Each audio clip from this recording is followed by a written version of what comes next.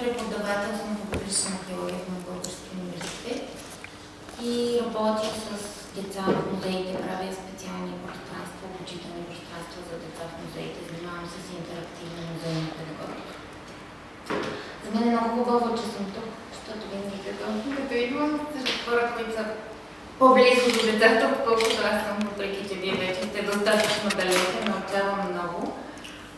И всъщност до голяма степен от вас зависи за какво ще говорим днес. Аз съм подготвила съвсем кратко нещо. Това, с което искам да почна, е нещо демонстрационно. Аз като работя с деца, знам, че те ме оценяват в първите 3 минути. Значи с децата, ако не се справиш в първите 3 минути, после гориш, така да се каже.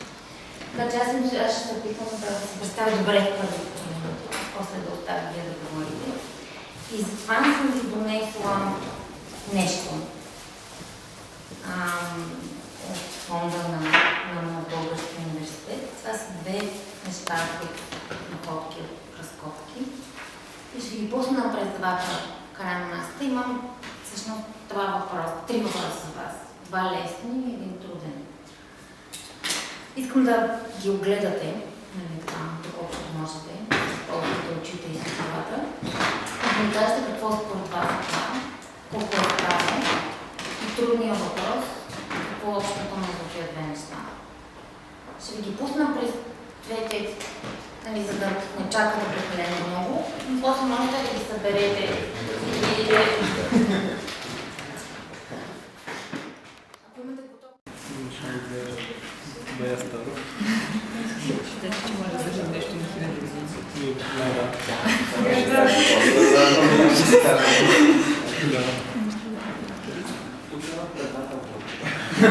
Можете да ме питате разни неща, освен тея, които аз ви питам. Ми е интересно в България ли са намерени? Да, в България са намерени двете.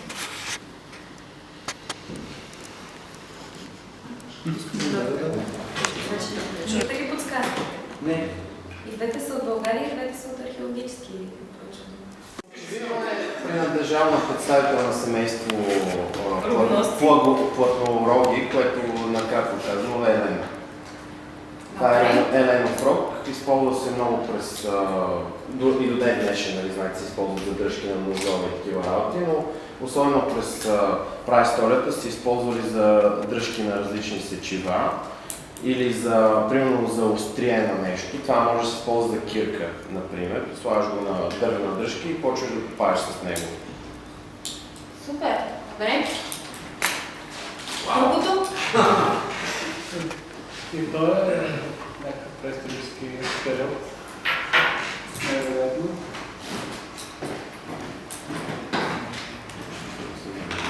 Използваме за рязане. Казахме.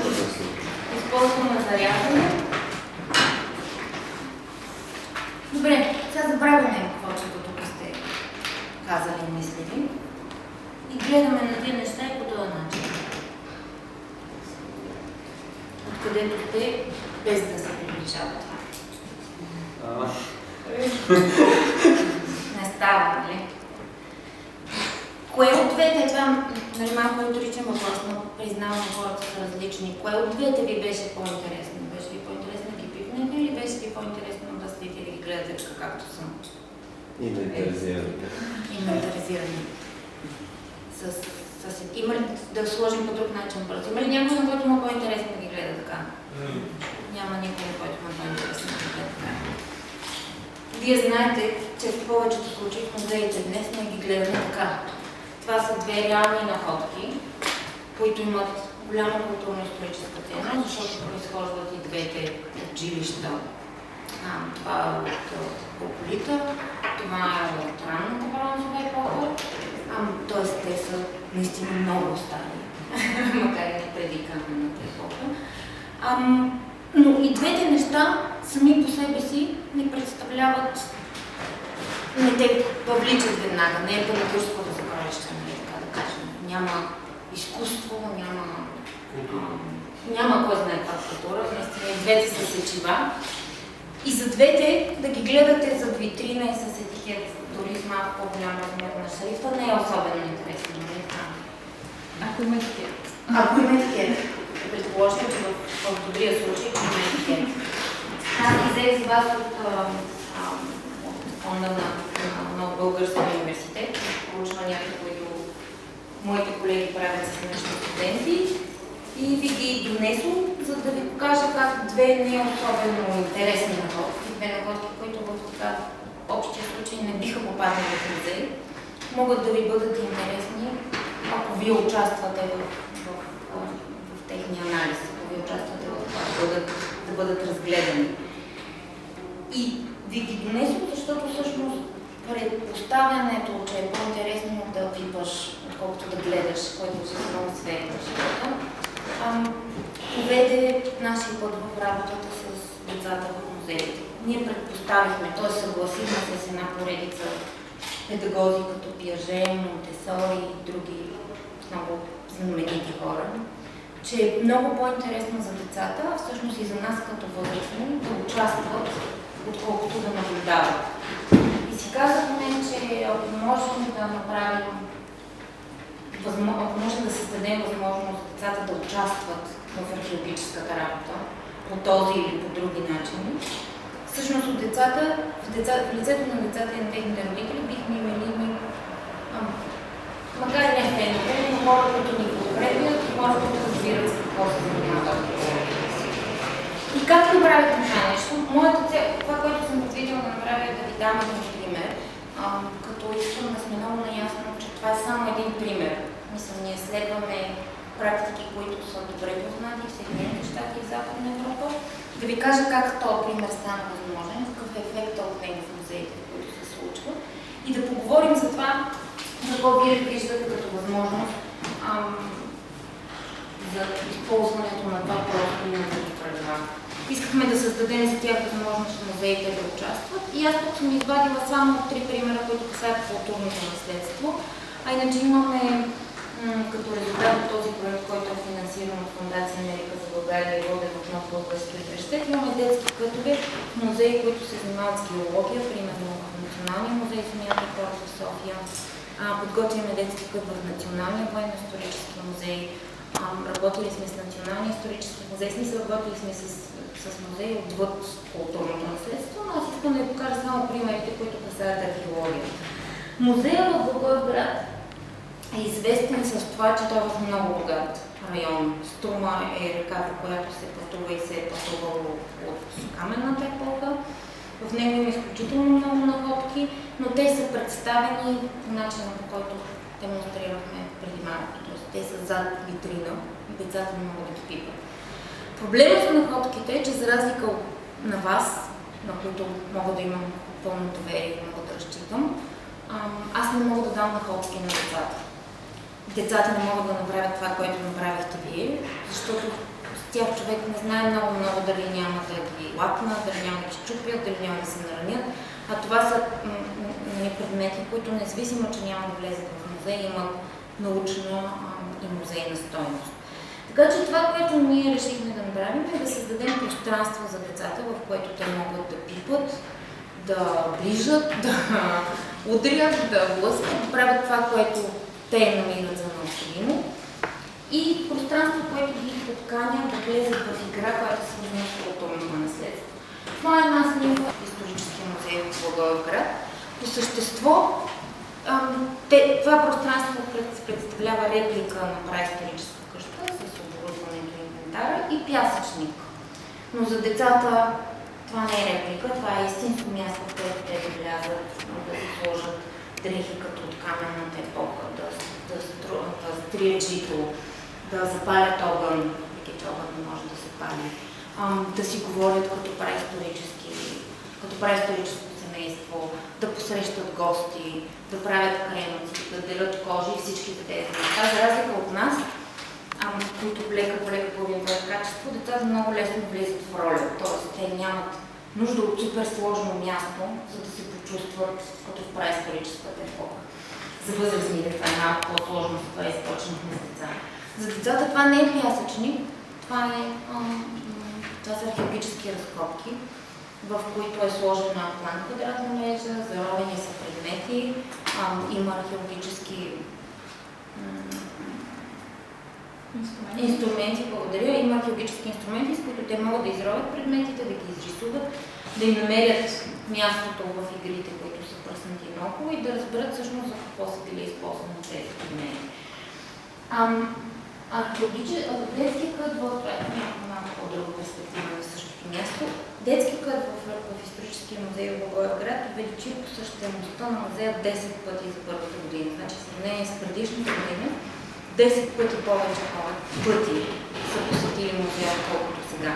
Естествено, след минаването на първоначалния интерес има успокояване и след това има спад за преодоляването, на който колегите работят.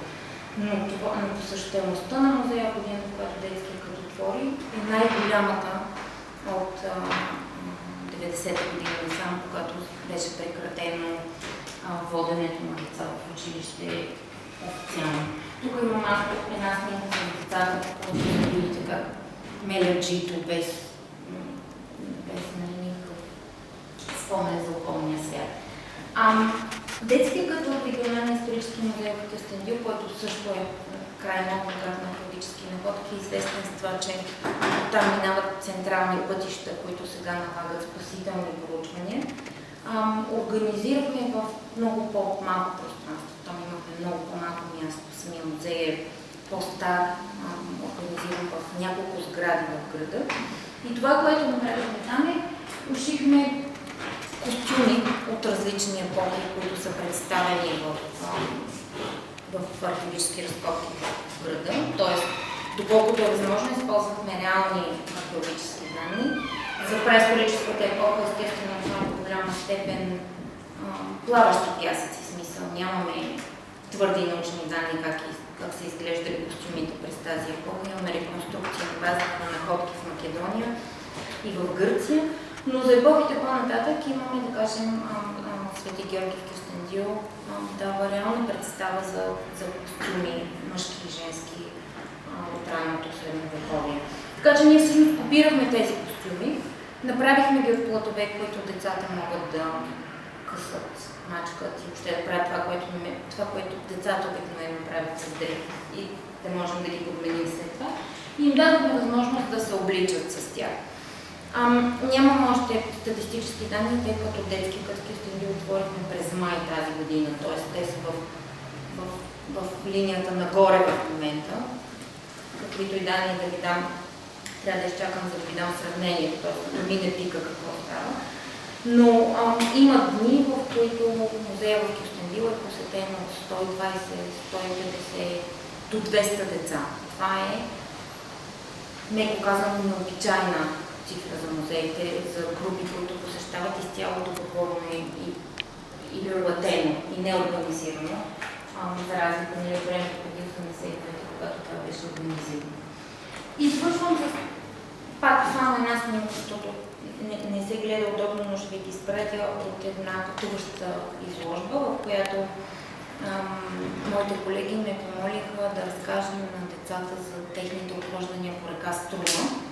В рамките на един проект те обходиха почти цялата долина на Струма, за да регистрират археологическите обекти и да проверят някои несъответствия между научни данни на експедиции, които са минавали в този район и забелязаха без никаква изненада, за нас това не е тайна, че районът е изключително силно увреден от иманярска намеси. Практически всеки археологически паметник имаше една, 2, 3, 5, 10 дупки, в някои влизат булдозери, в някои места колегите ни влизат и практически заварват там хора, които работят, защото районът е голям.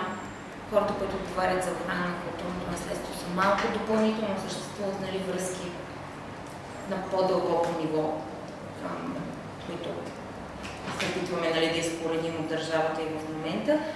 И всъщност това, което те прецениха, е, че може би един добър начин да опитаме да променим нещо, колкото е малко да е да разкажем на децата, част от които са деца на същите тези маняри, какво всъщност е културно-историческото наследство. И ние направихме тази изложба, в която разказваме археологията като загадка, даваме на децата една загадка, показваме им 3 места И ги молим да ни кажат в кое от тези 3 места смятам, че сме намерили древно селище.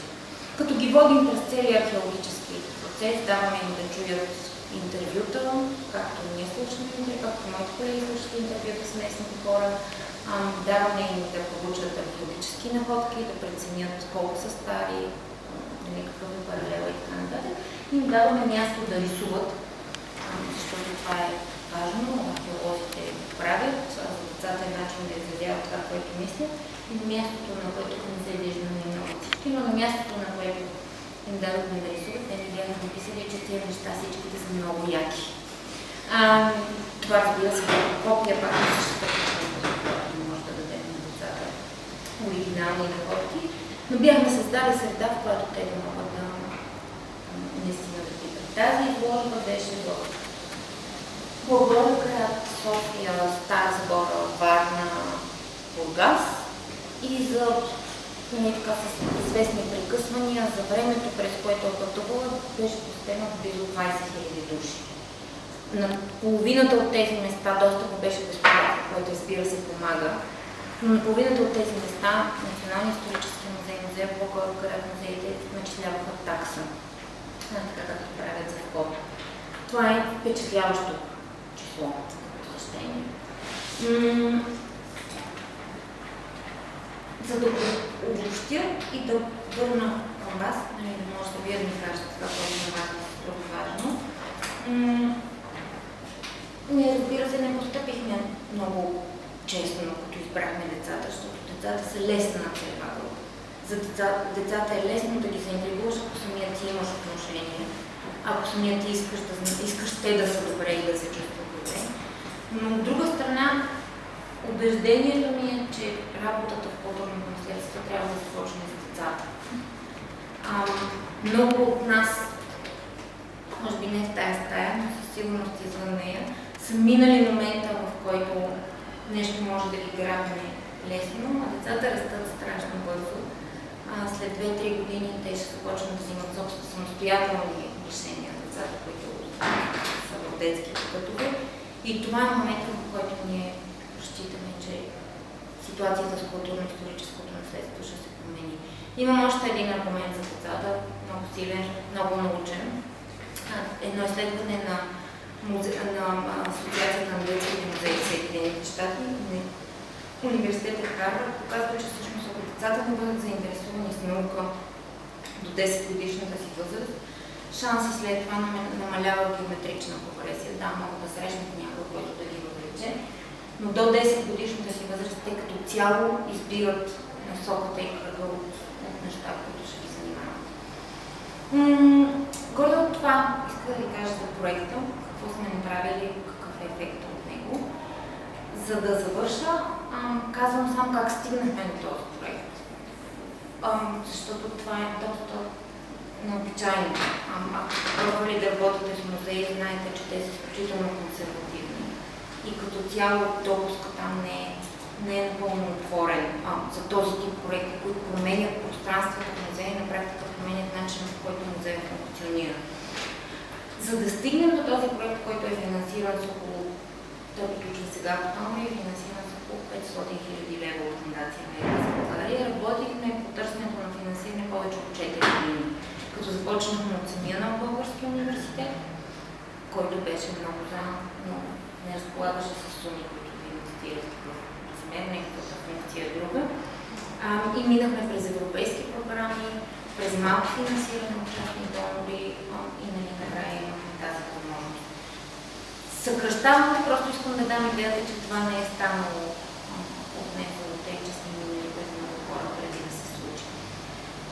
Като цяло иска да ви кажа това, мисля да обърна към вас първо за неща, които може би бихте искали да научите повече за проекта и за моята работа. И след това за някакви въпроси, които може би биха касали финансиране, реално реализиране на такъв тип проект, въобще каквото ви интересува.